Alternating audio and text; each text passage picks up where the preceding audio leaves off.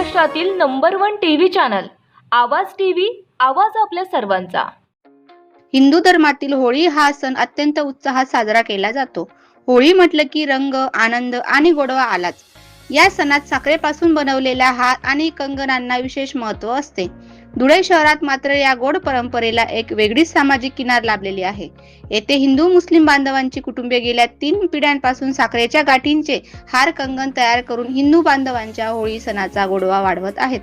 होळी ते गुढीपाडवा या कालावधीत साखरेचा हार आणि कंगन ग्राहकांकडून मोठी मागणी असते।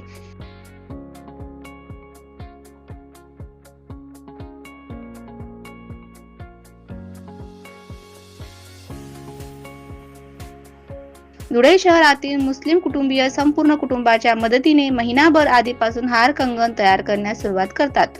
होळीच्या दिवशी साखरेचा हार पूजा केली जाते, त्यामुळे या वस्तूंना धार्मिक आणि सांस्कृतिक दृष्ट्या विशेष महत्त्व आहे। या कुटुंबांचा छोटा व्यवसाय हा केवळ उपजीविकेचं साधन नसून हिंदू मुस्लिम एकात्मतेचे जिवंत उदाहरण आहे। धुळे जिल्ह्यासह नाशिक आणि इतर जिल्ह्यांमध्येही येथे तयार होणारे हार कंगन विक्री होतात।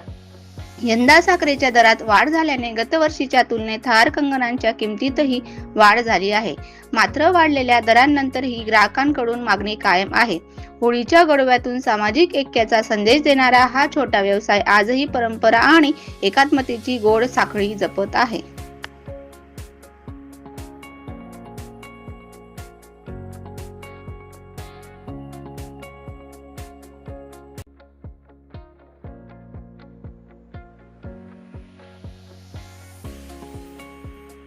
मी नासिर हलवाई बाबानगर येथून बोलतोय। आमचा जे व्यवसाय आहे वडलोपार्टी आहे आणि आमचा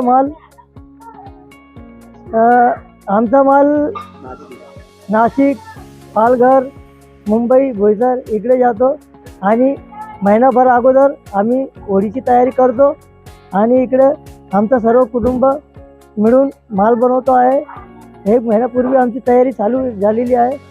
हिंदू मुस्लिम सणानिमित्त आम्हाला 1 महिन्यापूर्वी लई ऑर्डर भेटतं आहे आणि साखरेचे भाव वाढल्यामुळे यावर्षी आम्ही 5000 रुपये वाढवलेलं आहे मालामध्ये।